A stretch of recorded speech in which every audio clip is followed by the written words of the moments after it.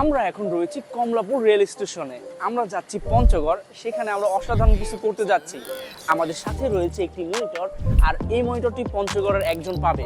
আমরা ওইখানে গিয়ে ছোট একটি গেম খেলবো। এই গেমে যে জিতবে সে পেয়ে যাবে 22 ইঞ্চি এই মনিটরটি।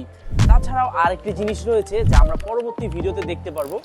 এখন যেহেতু আমরা কমলাপুর রেল স্টেশনে আছি, কিছুক্ষণের মধ্যেই আমাদের ট্রেন ছেড়ে দিবে। আমরা খুব দ্রুত পৌঁছে যাব ইনশাল্লাহ। আপনাদেরকে অবশ্যই জানিয়ে দেওয়ার চেষ্টা করবো যে কে পেল এই মনিটরটি।